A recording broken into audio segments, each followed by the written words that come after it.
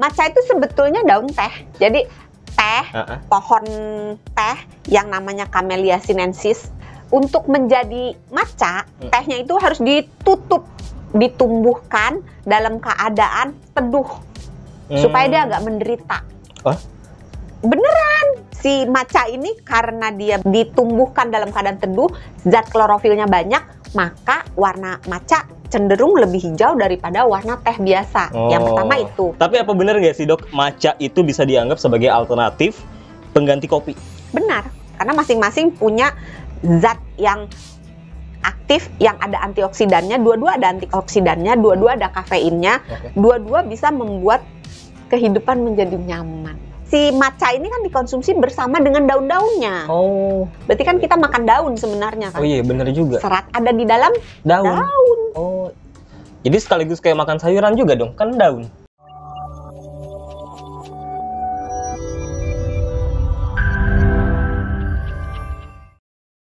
Hai, watashi wa namae wa Sony Wicaksono, balik lagi di Kamu Sehat yang akan dipandu juga bersama Dr. Santi, Health Aku dengernya Suneo loh.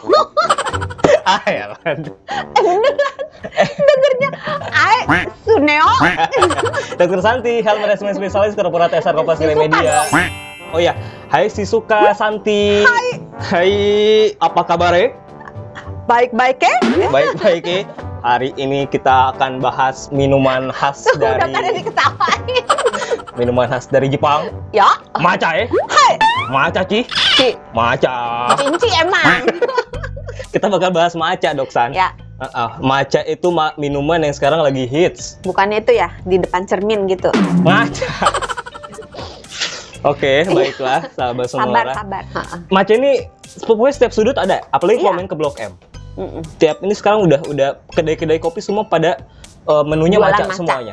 Sampai ke dalam berbagai bentuk. Nah, sampai ke biasanya kan mulai dari minuman sampai kue. Nah, oh iya benar. Kalau dulu kan ada yang menjamur itu kedai-kedai teh yang di pinggir jalan. Sekarang udah ada kedai-kedai matcha cuma 5.000 doang. Iya, by the way, kedai tehnya udah pada nggak ada ya? Iya, makanya kan diganti sama matcha. Itulah dia. Sama matcha, bener. Tapi matcha itu sebenarnya berasal dari apa sih, Dok? Matcha itu sebetulnya daun teh. Daun teh. Ijo. Nggak boleh yang ungu tuh. Jadi teh, pohon teh yang namanya Camellia sinensis. Sebenarnya sinensis tuh katanya berasal dari bahasa Latin yang artinya dari China. Oh iya. Iya, ini beneran serius. Jadi memang asalnya itu si pohon teh ini dari Cina. Nah, untuk menjadi matcha, tehnya itu harus ditutup, ditumbuhkan dalam keadaan teduh supaya dia agak menderita. Beneran. Oh gitu. Jadi si pohon tehnya ini kan sebagaimana tanaman butuh matahari kan. Untuk apa? Sinar matahari digunakan untuk menumbuhkan tumbuhan. Iya, jadi zat hijau daun yang ada di dalam pohon kalau kena sinar matahari dia akan memasak sari-sari makanan yang diserap dari akar, dari udara ya, dibuat menjadi makanan buat dia. Nah, ketika ditutup kan sinar matahari bukan ditutup ya, ditumbuhkan dalam tempat yang teduh di mana sinar matahari berkurang, maka si pohon teh ini akan berjuang menambah jumlah klorofilnya. Klorofil warnanya hijau, matcha warnanya hijau, susu warnanya merah. Merah. Biasa ngomong hijau lagi ya, gue nggak bisa sih. Ya, jadi si matcha ini karena dia ditutup dengan teduh, ditumbuhkan dalam keadaan teduh, zat klorofilnya banyak, maka warna matcha cenderung lebih hijau daripada warna teh biasa. Yang pertama itu penyebabnya. Yang kedua, dalam membentuk matcha, daun teh itu begitu sudah kering tidak mengalami proses oksidasi. Kalau dia mengalami proses oksidasi, dibiarkan gitu beroksidasi, maka dia akan jadi teh hitam. Teh yang dijual pada umumnya di Indonesia, yang banyaklah di mana-mana ditemukan gitu, di warung-warung juga ada, itu teh hitam, black tea. Kalau green tea, karena dia tidak melalui proses oksidasi, maka dia warnanya tetap hijau cerah, cantik.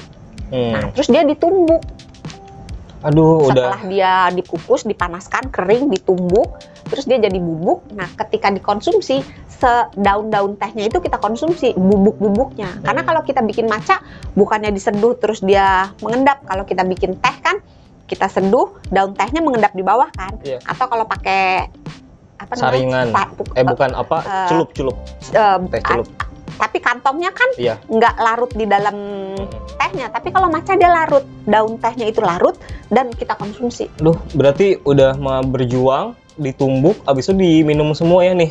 Buat mana nih kamera nih? Buat sahabat Sonora, buat kamu yang sering minum matcha, ketahuilah setiap kamu minum matcha ada satu daun yang bersedih dan menderita. Kasihan ya dok ya. Ini semua udah pada, aduh Mas Sony, aku jadi merasa bersalah ini. Tapi apa benar nggak sih dok, matcha itu bisa dianggap sebagai alternatif pengganti kopi? Benar. Yang aman, sehat? Tergantung jumlah, tergantung cara membuatnya. Oke. Kita ke bahasan yang pertama dulu deh. Bisa diganti buat alternatif bisa. Kopi. Kenapa? Karena walaupun tidak selalu harus orang itu harus memilih matcha supaya menjadi lebih sehat dibanding dengan kopi, tidak ya, karena masing-masing punya zat yang aktif yang ada antioksidannya, dua-dua ada antioksidannya, dua-dua ada kafeinnya, dua-dua bisa membuat kehidupan menjadi nyaman. Buat pecinta kopi, pecinta matcha pasti tahu fungsinya kopi dan matcha dalam kehidupan mereka gitu. Cuma bedanya di dalam matcha dan di dalam kopi, dua-duanya ada zat yang namanya kafein. Oke. Oh, bisa bikin tenang. Sebenarnya efek kafein itu terhadap manusia itu beda-beda. Ada orang yang sangat sensitif terhadap kafein. Jadi deg-degan ya kan? Minum dikit langsung deg-degan, nggak bisa tidur, terus perutnya asam lambung naik gitu kan, terus gemeteran macam-macam. Tapi ada juga orang yang benar-benar tahan gitu, sakti bagai Gatot Kaca, mau dikasih satu gayung, sepanci, seember, nggak ada masalah, nggak ada keluhan, tidur tetap bisa gitu ya, nggak deg-degan, asam lambung naik, pokoknya dia Gatot Kaca, nggak mempengaruhi si kafein ini, tidak mempengaruhi dia gitu. Tapi ada yang tergantung dosis. Kalau dia banyak minum kopinya, baru gejala-gejala dirasakan mengganggu. Kalau enggak. Nah, tergantung orangnya. Kalau misalnya orangnya termasuk yang sensitif atau termasuk yang tergantung dosis, maka pilihan matcha menjadi pilihan yang cukup baik untuk diambil ketika berkaitan dengan efek kafein. Karena di dalam si matcha itu ada zat yang membuat efek kafein itu naiknya dikit-dikit, pelan-pelan, tapi stabil. Zatnya itu bikin kalem orangnya gitu. Makanya kalau minum matcha nggak bisa tuh, aduh, kan ada orang yang minum kopi biar melek gitu, langsung melek gitu. Minum kopi langsung melek kan, seger gitu. Tapi kalau minum matcha nggak bisa. Dia butuh waktu pelan-pelan dan nggak bisa yang efeknya langsung terasa gitu. Jadi dia pelan-pelan, steady. Jadi steady apa ya? Stabil. Jadi dia pelan-pelan, stabil, dan bikin orangnya itu gangguan-gangguan terhadap kafein itu menjadi lebih minimal dibandingkan dengan kopi. Oke, jadi kalau yang pengen tenang, tipsnya minum matcha ya, bener ya berarti ya? Kalau pengen tenang ya jangan dengerin Mas Sony, jadi nggak tenang jadinya. Ya baiklah. Salah ya. Kandungan apa aja dok yang ada dalam matcha yang bisa bikin tubuh kita jadi lebih sehat? Matcha itu sebenarnya hampir sama seperti teh, tetapi menjadi dalam tanda kutip sedikit lebih baik dalam urusan fiber. Fiber itu apa? Serat. Oh, serat. Kenapa? Kenapa tuh? Coba tebak. Karena kita meminum sari-sari pati tehnya. Betul. Padahal nggak salah. Jadi, tahu gitu gue bilang salah tadi. Jadi si matcha ini kan dikonsumsi bersama dengan daun-daunnya. Oh, itu. Iya, kalau daun yang teh yang lain kan daunnya nggak kita minum. Tapi kalau matcha kan seserbuk-serbuknya kita minum semua. Berarti kan kita makan daun sebenarnya kan. Oh iya, bener juga. Serat ada di dalam daun. Oh, jadi sekaligus kayak makan sayuran juga dong, kan daun. Ayo. Iya juga sih, tapi kan cuma 1 gram, 2 gram. Iya kalau makan bayam seikat masa perapat. Lebih baik sedikit daripada nggak sama sekali, bener nggak dok? Iya kan? Iya. Nah kan. Terus efek samping, efek baik. Zat lainnya lagi di dalam matcha itu ada tadi kafein. Tapi kafeinnya karena dia diimbangi dengan L-theanin, yang Jadinya membuat jadi joget TikTok. gimana, gue gak pernah lo joget Iya TikTok. sama, gue juga gak pernah. Dok. Mesti tanya Mas Markus nih. Jadi gue kemana? Lah kan itu yang ya joget pernah yang ya. melet-melet itu kan. Yang gimana? Nggak bisa Ayo lah, Mas gue malu. Markus. Mas Markus joget. Kafein nih, terus habis Kafein. itu L-theanin. L-theanin. Nah, L-theanin ini yang menyebabkan orang jadi kalem tadi. Oh, oke. Naik kafeinnya pelan-pelan. Mm-mm. Nah, L-theanin sendiri fungsinya untuk antioksidan.